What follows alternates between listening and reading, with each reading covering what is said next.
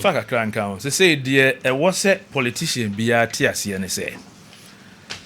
The ordinary Ghanaian 1992 and yet only and net the ordinary Ghanaian. 2025. Yeah. Yes, 2025 Ghanaians are descending.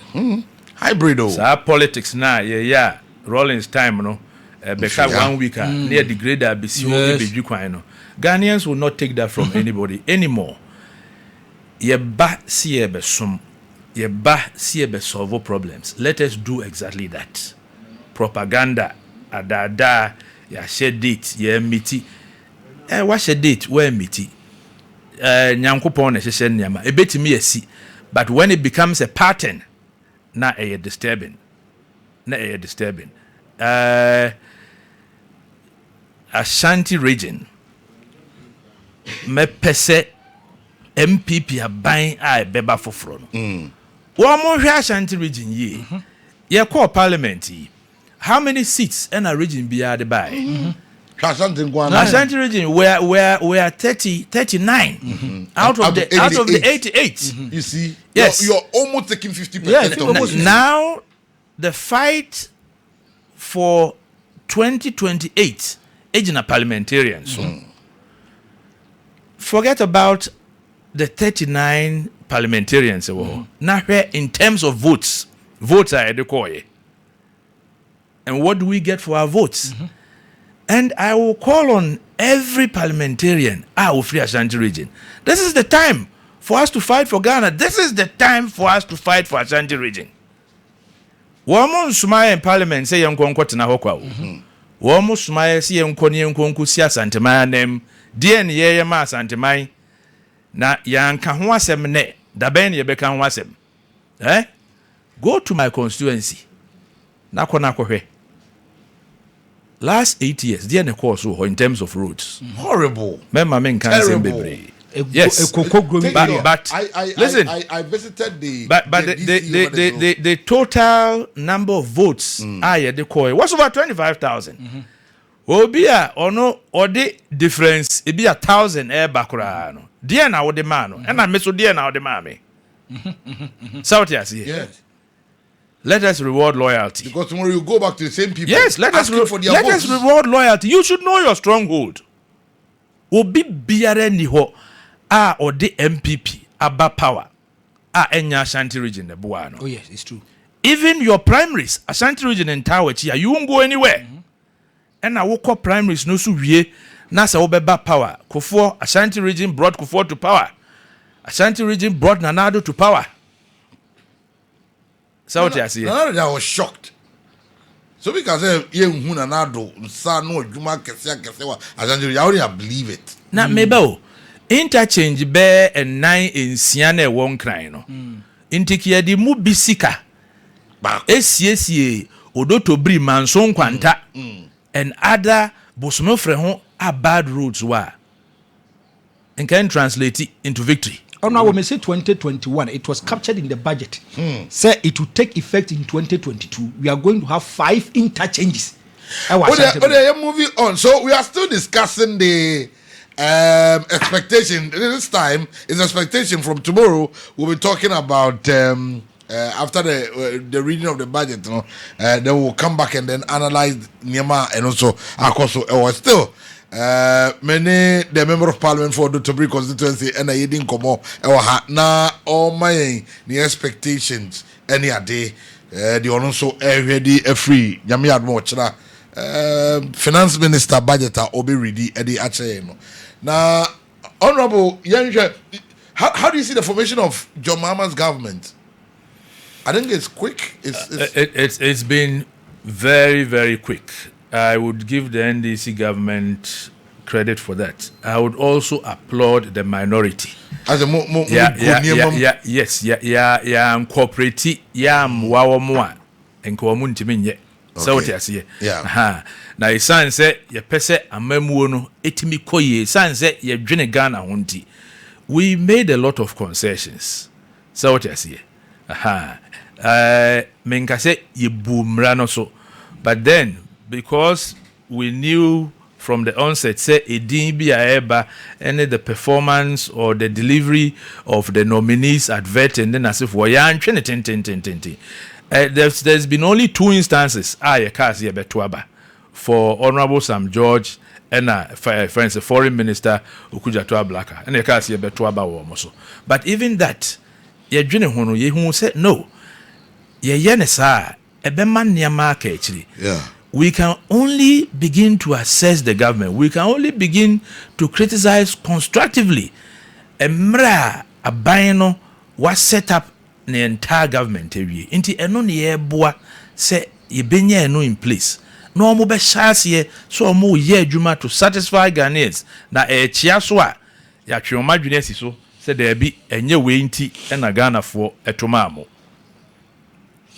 Na so Osha so far ntotoye ne niema kakra aban all year but for the appointment you work formation here smooth and you applaud the government, but the personalities that are being mentioned you see I think that in terms of the individuals, the personalities, everybody is competent. My only problem is that it's been skewed towards just 2 regions. Vote no. Me nuanum ai before edoso. Ye nuanum northerners almost doso pa. South Asia. Na regions na aka no omuni card bearing members e wo party no mana. You see, even the constitution regional balance once them. But I think that is missing right from ministerial appointment through to your friend is saying appointment of the CEOs and their deputies. And no a hard I think that a honor the and so there have been several instances our groups are out to say that no yempene esisia bem yempene aden yemmo yedi a honor the then again MPP Nanado Akufo Addo the government wo time without number. The NDC complained about the fact that what government of family and friends. What do we see? You are doing the same thing. Your mama. Yes, he's doing the same thing. He's doing the same thing. Ninuya wo ho Callistus, what can I say? Ninuya, made them see Ninuya. Callistus Ninuya. From reliable sources, brother. Wo Joyce Bauer nuya when your appointment. Wo we nuya when your appointment. Just intino, but you see, I don't have a problem with that. My problem that I have is that one more criticizing, there wasn't the need for that. Of course, say me nya kwenya na me bedi president you expect say messes are that I can't trust to form my government. I would first fall on family and close friends, associates, and a media form of my government. You see, and unti politics no let us criticize constructively. Propaganda no any me kansem edi egubi nua ho fin send ye be ya metimi aba power no ye twa so there wasn't the need for that criticism. Okay, now so far amamu na tisɛn amemu no meka say it is a little bit early in the day. Say, may a proper assessment of John Dramani Mahama's government. 120 days could I buy or need. My only problem is that a memono and yet about complaints. This government should focus on the job. They should keep their eyes on the ball. No munye jumano to satisfy Ghanaians. And nunti na Ghana for the mobile. Na complain bebre ne de bebre ya meka na akoye say untimi nso a wonyama na wo se ukeshire enye. They should focus on the job. State of the Nation's address, we have termed it as lamentations. Ebi wo Bible mo John Mahama nko and ono so atworo the second one complaining about everything. We did not vote for him to come and complain. we voted for him. Ghanaians voted for him because we have issues, we have expectations, we want solutions. He should focus on Sanyama way. Dear no betimiaye. That ben no solve problems. No, that is the way to go. Okay. The other thing, amemo no, ya to abewie. Ya to abewie ya nyamenchade. Boni biye nsi, obiye mprai, obiye nwi. Ehunehuna with the national security, with state security agencies and kamem no. Ye twem dada. So Rollins time na enu besia. I was see who said that was in 89, that was in the 90s in the sea. And nemremo. Wouldn't mean for national security in Huno be. So what I say, national security ye the eduma pa yemfen ni boni. Last Friday, national security kwa kwetia. So mo kwa chikumi. Say wo court order. I don't know if indeed womo national security for pa. Womo national security for pa. They should know that so you are going to arrest somebody because wajuni mono uji say we book court enimtia inti wo kwa akoche no. Na wo twa ntro to court so say court se koche ne bra no. Wo de wo umbu court enimtia. Na womo koye no de to womo no na ye. They should expose them. Elements like this in the system. Omo national security din adwuma ene o mawura we fie kina o ma boy wura we dem wo mo ko we adwumam wo mo tete obi wo mo pe obi a che no enyem ra kwan so no. It has to stop. So what I say, we are in a democratic dispensation. This is not kangaroo business. So what I say, say ebia no obi wom na odi Rollins echi na ezeme course during that time no na ye no de na ye no fa won tia say minority MPP yempene ne yempene china e masade no yensan introduce wo Ghana enye adwuma. So what I say, it doesn't mean that ye against the law and I say ye lawless. Baby emra no ese yemfa bibi nto bia na ye de beto ye bema mra na ye adwuma frenchim pepepe. And we expect that in this governance, in this period of governance for the next 4 years, the security agencies abino ebe yusuomo edi omaye de ese de fata na abogana ho ban na ama nipa etigana mu no omenya surobia in any way. The deputy the deputy regional. Okay, let me go on. But see, what did the ministers from Ashanti did to the Ashantis from their own ministries? Our ministers were working as if they gave themselves the position without thinking of winning the next elections. If there is a disconnect between government and party, this is what you get. What was the national chairman's influence when the appointments were made? And also amami chairman also what can be what should be senior in obi enim papa obi enim bone ntino going forward who are winning say why bibi a wanye ne ye no to hofo. It's as simple as that. Nti wutu anamon bi na am wawa, there is always a second chance. Take a step back, reflect. Na hwe kwan a wonam so a wanam a wo ba betu next no wo betenetene no. When why I get worried, say maybe the new patriotic party will not learn because okay Akufo exit. Franco Beboa tell me, oh yeah, man. And the young can okrom ha. So on pedi Akufo Ashanti and a do buy we are Ashanti people. I looked into his face like this during the elections. Okay, when we went to his house to interview him. Yes. I looked into his face. I didn't see what time or no. And they ABC. Asante for both.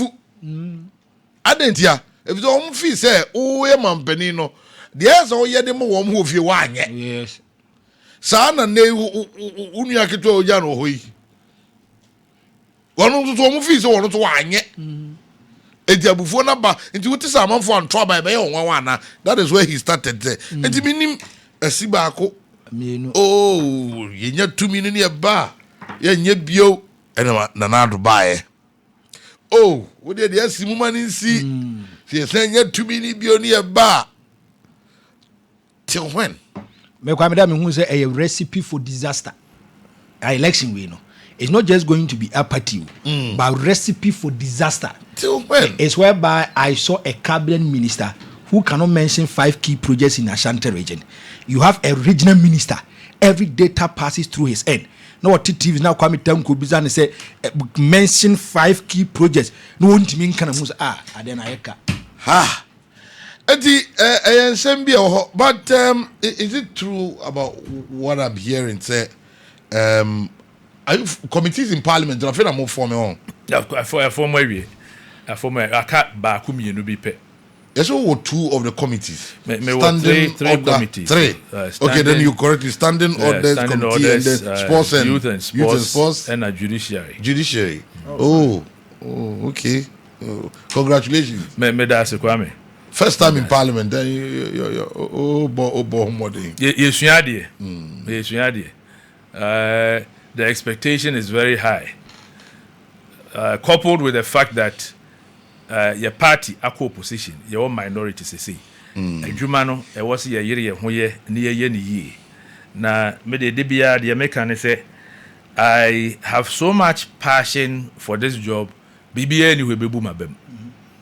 We will continue to fight and push until say what the expectation, whatever the expectation is, no, yet me I deliver as individual MPs from the NPP side and as a caucus as a whole. We will continue to fight. We will not give up. The good thing is that now all the 88 MPs, we are together. We are together. And that is what Ashanti has to learn. Ashanti for yen suyansi ebeka ye ho abom. Yen kan ye ho bom as mighty minority. Yes, we are mighty. Debbie. You see, yeah, Juma for Mother Ghana. Say ye he na se bibia chia. Ye he na se bibi emwa Ghana for ya said ye no. E was say ye sorry jina ni ye di ho nkomo. Ni ye ho adwuma. Na aban no etenetene ne nneama. Na oye ema ahotoba Ghana. Because we are not in power. Yentiminga said this is the policy we will pursue. But we know what is good for Ghanaians. Enti se bibiba na enko yia as minority was said ye no. E was a sorry jina. Na bibia ni we betimi ya intimidate ye as minority. Bibia ni we betimi ama ya bemu ebu. Ye beye adwuma ema Ghana fo wo mani aso. When you report to be kind, the reasons why you lost miserably in Ashanti Region. Yes, I have seen. I browsed through the report. Okay, it's a good exercise. Right. Na weekend, me Ash FM. Na unia ebisa me about the report, and I can say it's a good exercise. But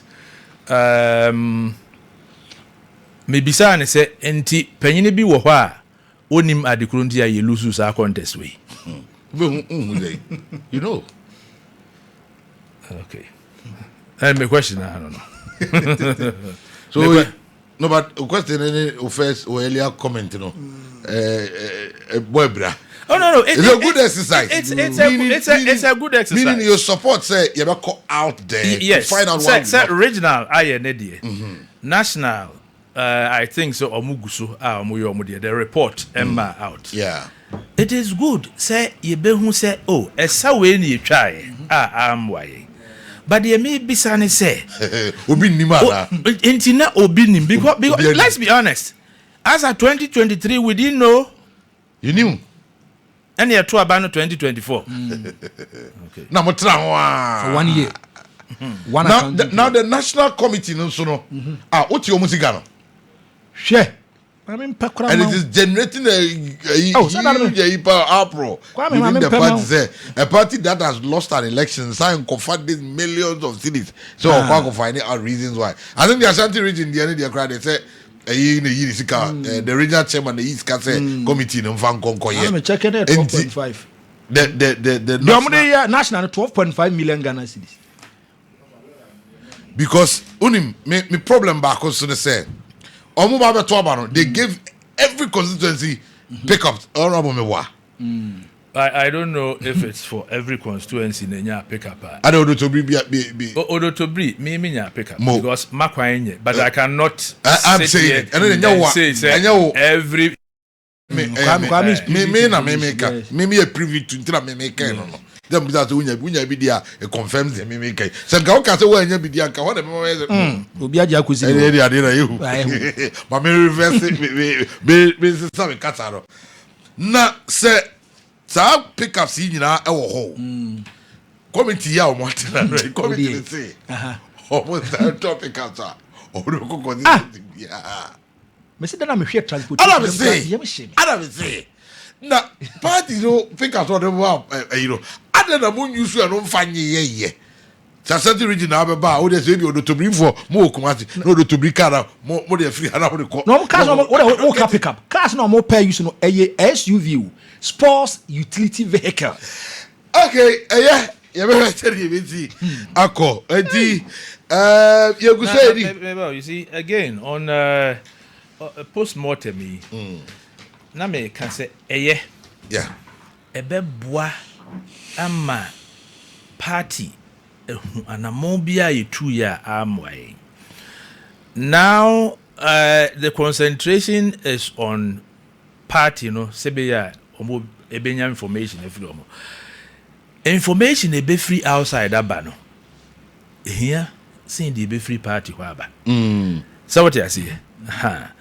Minua one year constituency executive, 1 year regional executive, but more information no ebe boa party going forward than information committees no abeji a free party ho. So what you see? Yeah. At the end of the day, the executives no you vote yeah. But then if we want to know why the ordinary Ghanaian, why the masses did not go and vote, we have to reach out to them. Yes. Na minim se omobeye no so na de American say information ne be free abonten aba no enu hia saying the yenya from in-house. Then again, what would be the use of this exercise? Say at the end of the day, yamfa results no anye adwuma. Because Mekai say after 2020 election, a similar exercise was held. Yes. What did we do with the results? Enti se enya dia ye de beye adwuma dia. Then this exercise is an exercise of utility. E was here the year adwuma to the letter. Bibi biare wom a nipa na wo ebe to aba mayen no e ka kire no yentie. Ena me di kan ye say we should be good listeners. And seme wom no ebia na enye ye de. But if we want to come back to power, yentie de timamufu ka kire. If you want to come back to power, muntie de timamufu no ka kire no. I think a good call. Will the NPP rise again? Of course. In 2028, NPP is coming back to power. Really? You're coming back to power with who? And also a little bit too early in the day. And you know, yana mete discussions.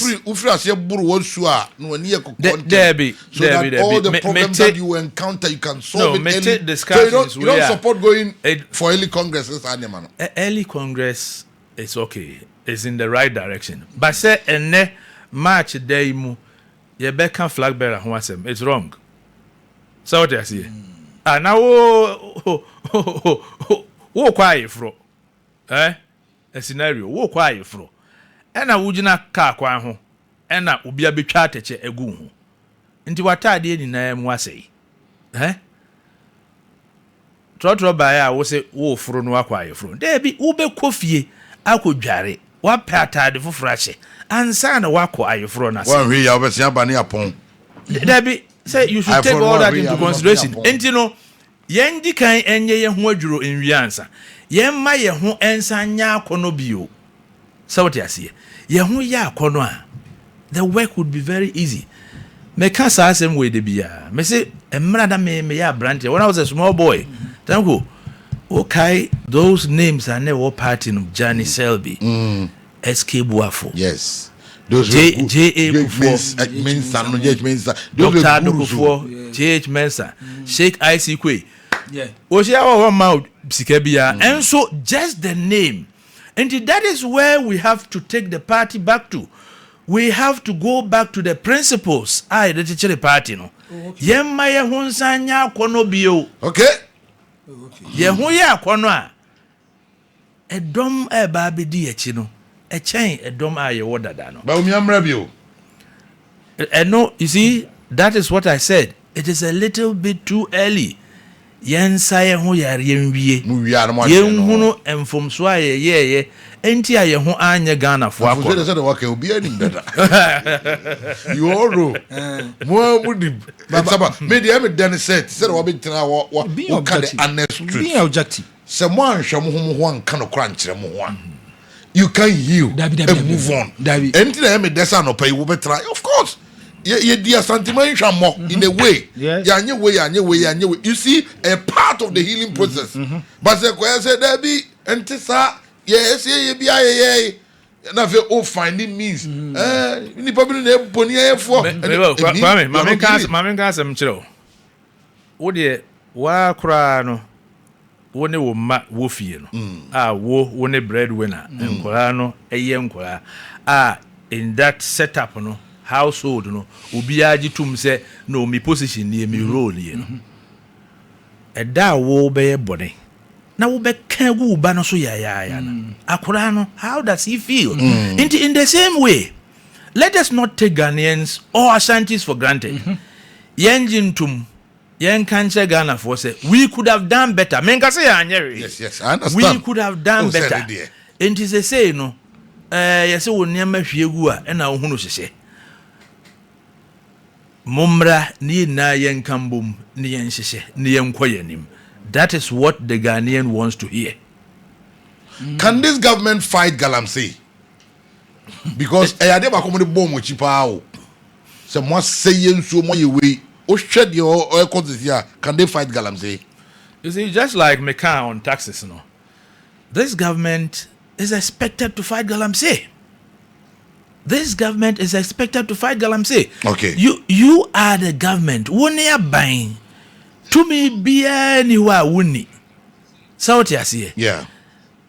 Recently, in newspaper publications, they say NDC executives, any tax force no NDC any, so among tax force no enyo medjuma. No. Were these not the very people wamoka say NPP aban yen ye digala yen ye she minus echi ema wamo say yen sase ni yensuo. So we expect better from them. Okay. Tio mamen kan sem bi nchiro. Yen tie sa same way. The ordinary Ghanaian enne no. On fan chewo. Enne de ekosu bia no. Unlike in the past, it's on social media. Ana kaneno na bibia kwaso won kran a. Wo be den wate. Jesse will be free hoba no abebo amane. Ana say jesse ye twero ana nipa no frɛ o phone so. Say in real time, even documents that are confidential, ye twero wie sign ya na da social media. And social media doesn't forget. That is the Ghanaian today. Enti no say nipa bi jise wo ma beke kansem bi e ma Ghana fo agi wo matum na wo manya tumi aba. Na omo nye the right thing na 4 years ekwanwa Ghanaians will punish them. Let us be honest. Let us be hardworking. Let us deliver. Do clean politics. Now 4 years no do. Ghana for now because no, this man deserves to go up there, but not ensensemi bia ya na ekoso ewo ye man mu. Honorable, you know constituency answer ya sorry. I hot to say so far near me saying. Yo, constituency adwuma no de eso the American no eso papa it is Kwame Zonim say it's one of the biggest constituencies in the country. One place among for advocates say be chim kran ke beboa. Exactly and you know adwuma e wo ho no e do so papa adwuma no so papa we have over 200 communities. Yeah. Now communities no so enye communities in Kuma. Yeah. So wide by na in terms of enema yihinia de meka say bibia yihia bi my predecessor honorable Kwesi Jamfi waye na femu de adwuma aka no edoso roads yihia roads electrification yihia on all these things I am working on all of them. I also intend say me tenure no a very successful. Sometimes we need to put away politics, pettiness, rivalry. There is somebody who has come before me. I am now here or reigning. We are going to team up. Nyamencha de Mishiano enrada ewe yase. Ye didi ya honkomo. Baby ya uduru ye no. We will team up and we will do a marvelous job as much as the economy, as much as resources and timing would allow. Okay. So what you say? But a juma de say me gusu den ye gusu aye tunsuo electrification baby aminu aye dru ye gusu ye toaso kane no na be potintin Aisha be potintin mu na no na kane ni ho last month near enkane abaho. So what you say? In terms of education, we are working on scholarships. People in tertiary education are benefiting, and Miji say a plus for the community. Oba a health soa and also there are a few renovations. For instance, Atobiasi Health Clinic. Currently, starting from cataract surgeries, which I have teamed up with Bekwai Municipal Hospital and Daybreak NGO to do for over 90 patients. Into every aspect of Unipa Brabo, I work constituency no yeguso ye ho adwuma de na enya de ye be rest ye be relax until say ye hu say ahoto aba constituency no. Okay, well, Honorable Brandon Tino, and obey Yemfa Nsia. Na yen na wase, Ebra wenya Ediama ene abedin